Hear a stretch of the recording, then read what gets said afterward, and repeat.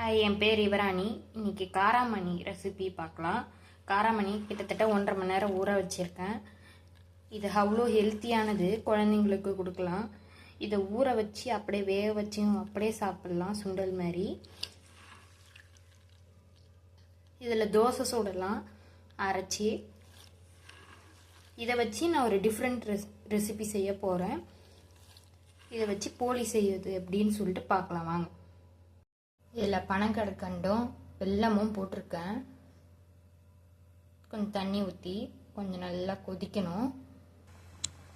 இதை பாருங்க, நல்லா கொதிக்குது. இந்த ஸ்டேஜில் தட்டைப்பயிறு அவிச்சு வச்சுருக்கோம்ல, அதை மசிச்சு இதை போட்டுடணும். போட்டுட்டு காட்டுறேன் உங்களுக்கு. இதை பாருங்க, தட்டைப்பயிறு போட்டு இது ஒன்றா கொதிக்குது. இது எல்லாம் சேர்ந்து கெட்டிமாகணும். இதை பாருங்க கெட்டியாக இருக்கு. இன்னும் கொஞ்சம் கெட்டியானோன்னு எடுத்துக்க வேண்டியதான். உள்ள ஸ்டஃபிங்க்கு ரெடி. இதை பாருங்க, ரெடி ஆயிடுச்சு. உள்ள ஸ்டஃபிங்க்கு கெட்டிமாவும் ஆயிடுச்சு. போலி ரெடி பண்ணி இது உள்ளே வைக்க வேண்டியதான். எப்பயும் போல் சப்பாத்தி திரட்டுற மாதிரி திரட்டியிருக்கேன். ஆனால் ரொம்ப மெலிசாக திரட்டணும், இல்லைன்னா மொத்தமாக இருக்கும். ரொம்ப மெலிசாக திரட்டி வச்சுருக்கேன்.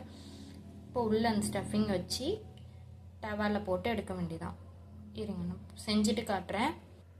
இதை பாருங்கள் எவ்வளோ சாஃப்ட். இதை பாருங்கள், உள்ள ஸ்டஃபிங் வச்சுட்டேன். இதை ஃபோல்டு பண்ணி உங்களுக்கு காட்டுறேன். உள்ளே வச்சுட்டேன், மடித்து வச்சுருக்கேன். இப்போ திரட்டி டவாவில் போட்டு இதை காட்டுறேன் உங்களுக்கு. இதை பாருங்கள், திரட்டி போட்டுட்டேன். எப்பயும் போல் சப்பாத்தி மாதிரி போடணும். கொஞ்சம் எண்ணெய் அதிகமாக ஊற்றணும், அவ்வளோதான். இதை பாருங்கள், ஒரு பக்கம் வெந்துருச்சு. திருப்பி போட்டுட்டேன். இதை பாருங்கள், போலி ரெடி. சர்வ் பண்ணியிருக்கேன். நீங்களும் செஞ்சு பார்த்துட்டு எப்படி இருக்குன்னு கமெண்ட்டில் சொல்லுங்கள்.